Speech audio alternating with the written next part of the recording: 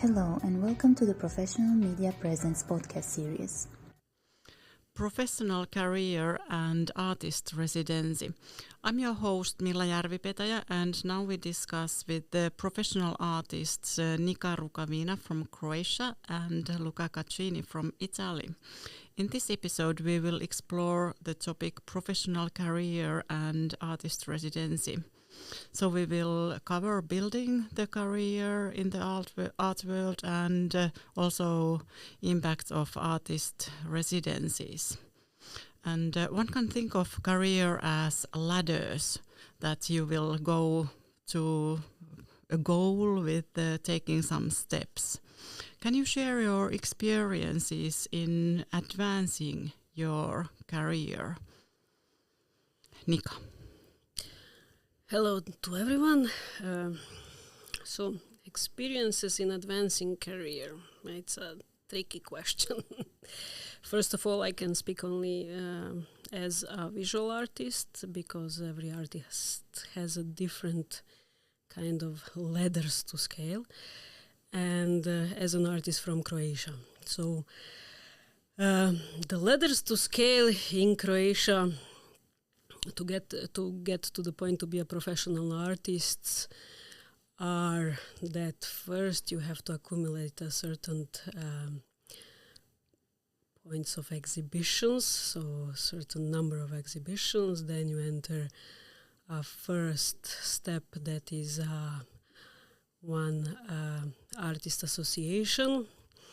Then there you start to accumulate another set of exhibitions and points, and then you try to enter a different artist association on a national level, where you get your pension and your health benefits.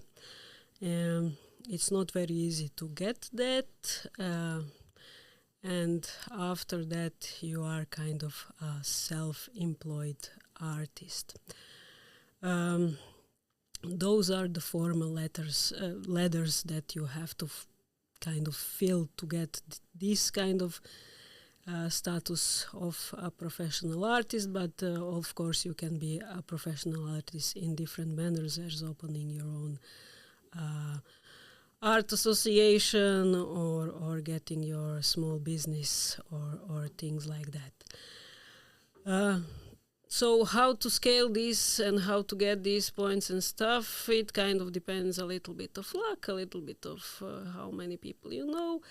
And for my personal experience, after I scaled this ladder, I immediately started to focus on getting and working outside of my country, because Croatia is quite a small country and it doesn't have such a huge budget for culture. And so for working is much better to work on European projects or apply to open calls that are not only in Croatia. Yeah, I would say that one of the things that I still struggle with in my career, and I think is in general very important to deal with, is the fact that art is such a personal thing.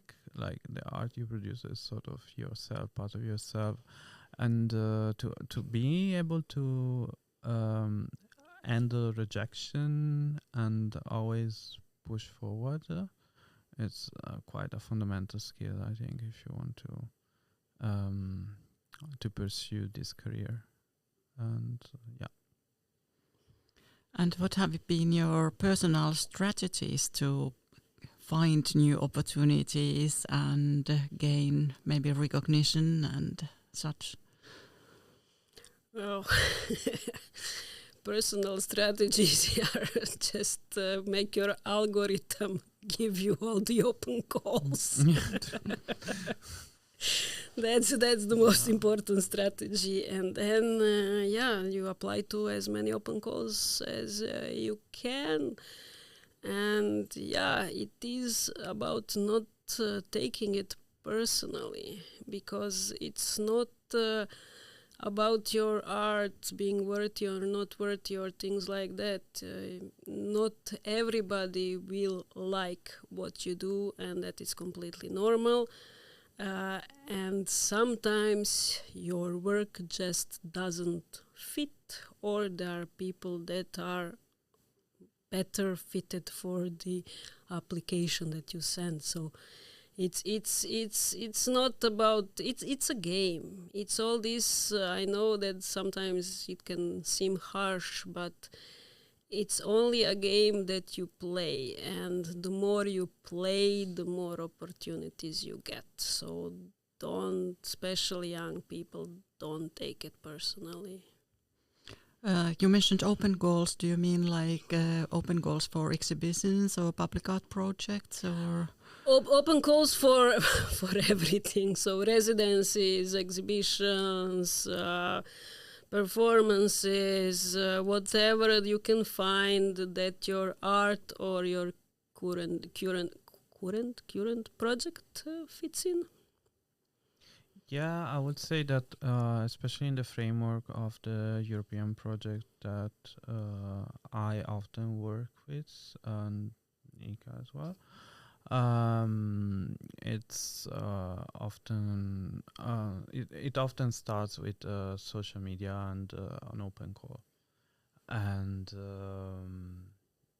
yeah, so it's fundamentally also a matter of understanding how to fit in the right open call, in the right program, because you often, I think one mistake is also to try to be one that fits all, while you have to stick, I think, to what is truthful to yourself and go for it. What about your future plans? Do you have a aim or goal in your career that you would like to achieve? I have a strict 3-month future plan. I'm not going forward on that because life is no, of course I have ambitions, but I don't know. I feel like life is so unpredictable lately, so I don't know. Yeah, I hope for the best, but still intellectually a pessimist, I guess. Yeah, the pessimism of the intellect and the optimism of the will, that's the strategy, I think, for me. Oh yeah, plans. Of course, when we were here, we probably both applied to at least 3 or 4 open calls. So we never know where we're gonna end up, and that's kind of this life is all about uncertainties. So you never know when you have to pack your suitcase. You never know when you're gonna be home, when you're not gonna be home. You cannot make a lot of plans and like live this normal life, which is stupid word, normal, because all lives are normal, but this kind of lifestyle. For me, plans, yeah, I don't know. I have been stuck for quite a long time now, since I finished this phase of work that I was working on for 10 years. And I really need to kind of switch and find some new style or things that I want to do. So I'm kind of in a research, trying out phase, and where it's gonna take me, I don't know. And I am getting a little bit older, so I think maybe 5 more years of this lifestyle, and then I think I'm gonna be a bit tired of it. So yeah, I'm not sure, but that 5 more years of this lifestyle it will be. Then we'll see. Wow, you have a 5-year plan. That's quite. But who knows? Who knows, right? I don't know. Like, if I think about myself 5 years ago, no, completely. I would have never expected to be in Lapland. Yeah, definitely. So I think it's quite pointless to. Yeah. But that is the fun of this lifestyle. Yeah. If you can bear to be a person to live in uncertainty and financial uncertainty, especially, it's actually a lot of fun, this thing that you never know what's going to happen and where you're going to end up. You kind of get addicted, right? To just the next gig, the next gig, the next something. Yeah, but after 10 years, you get also tired. Yeah, I mean, there's people that get tired quite immediately. Yeah. I guess you need to be the right person Yeah, to do that's this, true. to have this That's true. lifestyle. Yeah, no, not many people can cope with this rhythm lifestyle and all the. It is not psychologically quite easy to do it. Yeah, because you don't have these roots. You're always a bit ruthless. Yeah. Is it a word in English? I No, guess. ruthless is something else. No. Yeah, right. Yeah, without roots. Yeah, no, it yeah, is. It is. But for me, I got a fixed apartment 2 years ago, and it was quite a big shock when I finished, setting up a kitchen and everything. And then I was like sitting in this kitchen. I was like, oh my God, I have to go somewhere. This is too fixed. So yeah, you get kind of, your head gets a little bit messed up with this. Yeah. One of the enablers of this kind of career, that you take the opportunities, you take the open calls, are the European projects that you already brought up. Do you have lots of experiences in participating European projects? Yes, I think. I For guess. me, yes. At some point, yeah. Yeah. Can you share some examples? Oh, let me think. There was a lot of them. Like my first bigger gig opportunity was I was sent by a Museum on Modern and Contemporary Art in Rijeka to a European project in Polignano al Mare, which dealt with it was. Adria project with artists, if I can remember well, Croatia, Albania, Italy, Slovenia, I think. Probably messed up the countries now. It was more than 10 years ago now. So that was like a first European and kind of a bigger gig linked to a institution that I got opportunity to go. After that, there were a lot of projects. There were a lot of projects with in cooperation with Italy and Austria. I've been to I think 4 or 5 residencies. So yeah, there were really a lot of projects. And residencies in these past 10 years since I started doing this professionally quite late, so and that mostly it's based on European projects. And Luca, how do you find I don't have the experience and career that Nika has, but for what is my both academically and artistically, there's to some degree, to some extent, Creative Europe is always involved in a cultural project in Europe. So it's kind of a presence that is always there somehow. And maybe as a person that is very much involved in technology and media, I would say that there are some specific institutions that are connected to the European Union that function as a sort of hub for opportunities, and they sort of like agglomerate of open calls and projects and programs and exhibitions and festivals. Should I make names? Or Maybe you could share something about like, what do you mean by this hub kind of like element? for example, Arts Electronica in Linz is a quite big one, I think. And due to European project professional media presence, we are now here in Lapland in this podcast studio, and you are both in residency here in Tornio. Could you share some insight of your experiences here? Oh, should I start? Yeah, please go ahead. So, before we came here, you scared us a lot. With the dark and the cold. And we came here, it was light, it was warm. And we were like, what are these people talking about? And then a couple of weeks ago, the dark started, the cold started, and the messed up brain started also. It really, I don't know how, what, but it does affect your nervous system, and it does affect your brain. And it's funny, for me it's funny to observe it. And yeah, it messes up your sleeping cycle, but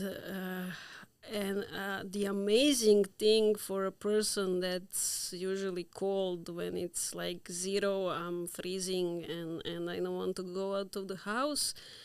Minus 15 now seems like a warm weather and everything is fine. But when it's 0, you are basically going out in short sleeves. So. Yeah, for me it was very exciting to the idea of visiting the north, like polar circle, and I don't know. I feel like it's a sort of like frontier that I never expected to experience in my life somehow. Before, if not for some specific reason like this residency. Yeah, of course, I was very excited about seeing like the usual stuff, I guess, aurora borealis and the beautiful nature of the north. And I must say that yeah, as Nika said, is not as bad as they portrayed it to us. Like they really try to scare us. But I must say that northern countries and northern people, they have this way of being welcoming and cozy, which is really nice, especially during this time of the year where you feel like more,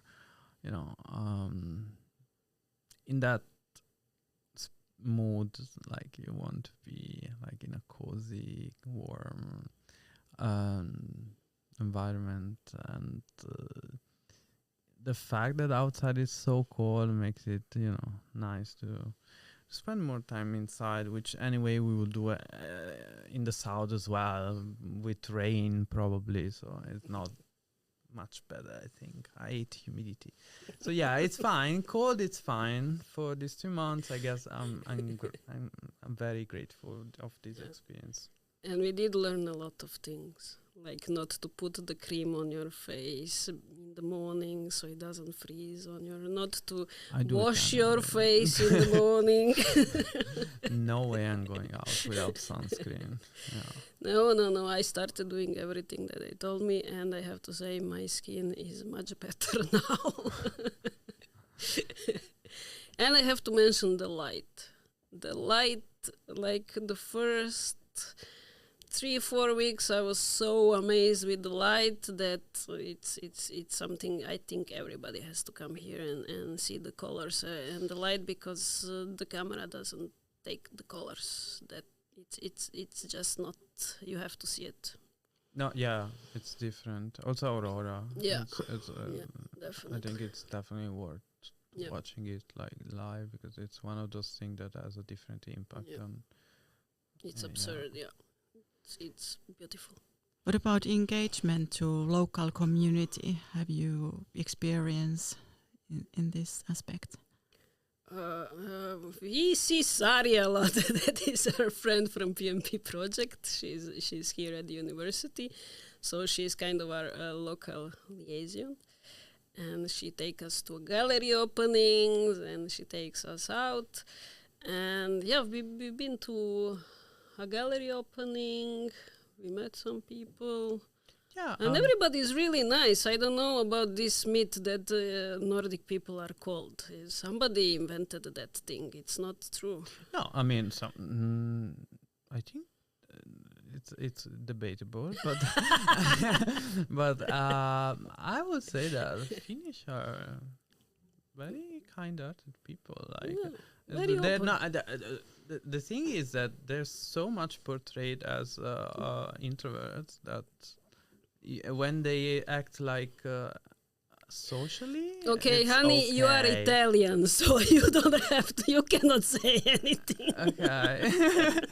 Yeah, You come from a different kind of culture. we are the complete opposite. Yeah, you are complete opposite. So too not, much yeah, extroversion, like not always talking, blah blah blah. And yeah, so what was the question? Engagement. Did you also engage with the students? Oh yeah. yeah. We both have classes. Our projects are both here with students. So we engaged a lot with students, and they really want to do something here, and they are really interested in things, and it's quite easy to work with them. Yeah. And what about your artistic work? How this residency has impacted it? I started learning coding. Don't ask me why. I have some ideas in my head for a future projects, and what I want to do, I have to learn some basics of coding, probably more than basics. So I asked Pia that teaches here to give me some information on how to do it and stuff, which was real helpful because I don't know anything about coding, so it helped me a lot to narrow the search and to see how to do things. So yeah, it's been quite helpful in that sense. Yeah.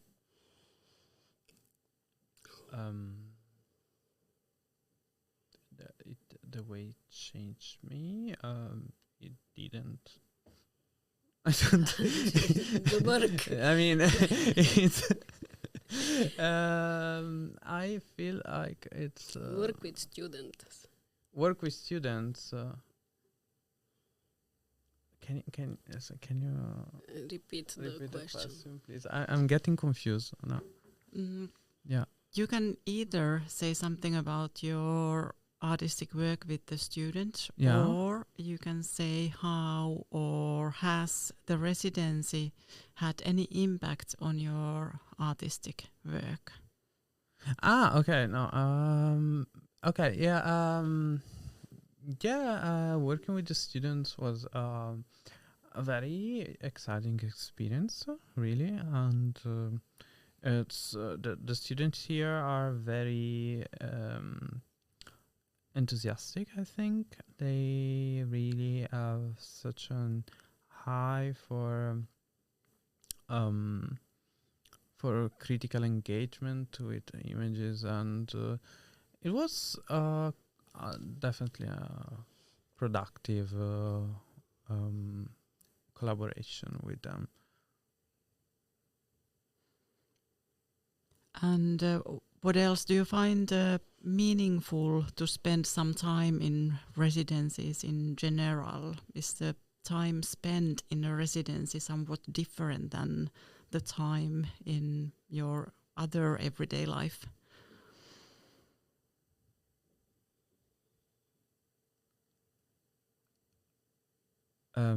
It's very, as I said, it's kind of I don't It know. gives you time. Yeah. It gives you a lot of free time to think and to observe, which then gives you ideas on what to do, which sometimes and a lot of times when you are at home doesn't happen because there is always something that you have to do. So residencies are mostly this kind of little escape islands where you have the time for yourself and time to develop the works and ideas that you want to have. That's why they're very, very important, at least for me. Yeah, definitely there's this aspect of a time, a space and time to disengage from the burden of everyday life to some extent, not completely, of course, but and it opens up possibility for you to think, to dream, to reflect, and it's very important because that's part of the productive process of producing art, producing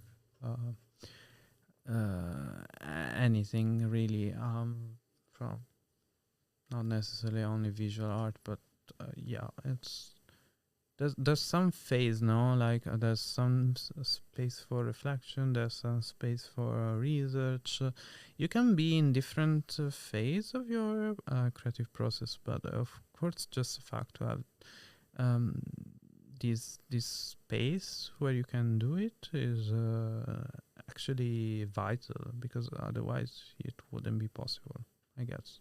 Because yeah, like I don't think it would actually be possible to find. Yeah, it's possible, but it's such a burden sometimes to create like micro niche space inside your life, in a normal life, to keep the wheel going, which sometimes you even say to yourself, is it really worth it? But yeah, so it's very important, I think. It's very, very grateful to have this possibility to spend this time here. You also mentioned dreaming. Mm-hmm. Can you say something that you dream about now when you are here? I'm having like horrible nightmares, which I will not discuss on here. But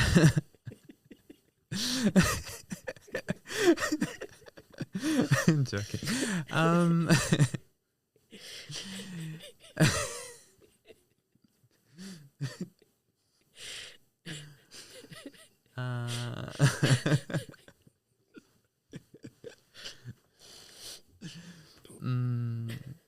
Can we have another question? Okay, we don't have to include the dreaming part. Okay. No, I mean the meaning. You mean figuratively or literally? Like, Dreaming in an art process. dreaming in art, yeah, but it's still like it's dreaming in the art process. Like, what do I dream about my art to become, or if I'm like having some imaginative experience here? You mean? Can you clarify that? I mean, both. You are the one who said that you are dreaming, that now there is a space or time for dreaming. Okay. So Now I understand. Yeah. so You need a coffee, man. I totally need a coffee. I think the coffee from lunch is done. Anyway, I'm definitely in a phase of closure now. So that's the reason why I have a horrible nightmare, because I'm closing the creative process now. It's like a descendant phase, I think. Which kind of makes sense because it's the end of the year, so I have to finish my writings now, and Yeah, I think we all have this thing about being afraid of when you close one chapter, there is always a question: will you have enough imagination, creative process, or whatever to start something new? And nobody. It is a job, but it is a job that doesn't come without inspiration. And inspiration is not something that you always have. But you always have to work because you have to earn money to live. So in that sense, it's a very, very, very tricky thing. And that's why sometimes you have to learn how to develop works that doesn't come from your own inspiration and your own drive, but it comes from some topic, and that is the thing that I was trying to do with the students. And this thing with inspiration, that's why we kind of all dread this closing chapters and opening new chapters, because you never know.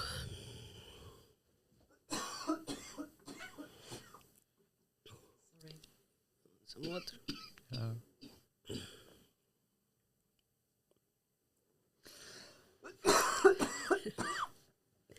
Take some water. Yeah, I have to. Yeah. I will have one more question. We are still on. Yeah. Finally, could you give some advice to young emerging artists based on your career and experiences? So I think the most important thing is to create a distance between them and the art that they do, not to get too entangled with thinking that they are the art, because they will suffer too much with every rejection, and rejection is a crucial part of this work. The distance is the first thing. The second thing is, don't take it personally, don't take it too seriously. And that's not only for artists, it might seem for them a long life, but it's a short life. You have only one. Play with it and take the most of it, because the worst thing is having regrets in life. So, and in this job, you have this opportunity to play as much as you can and use it. Yeah, and I circle back to what I said at the beginning of our conversation, and I would say that, don't take things personally. I know it's tough, but that's how it works. Like, it's just statistic, basically. And just be curious and experiment. It's if you decided to be an artist, you already made an insane choice. So just be insane, actually. Thank you, Nika and Luca, for sharing your insights on building a professional art career, and also giving some insights of the value of the residencies and your experiences here in Lapland. Thank you. Thank you. Thank you for listening. The Professional Media Presence project is co-funded by the Creative Europe program of the European Union. Make sure to follow the updates on our social media, Instagram and Facebook, and visit our website pmpproject.eu. Stay tuned for more episodes.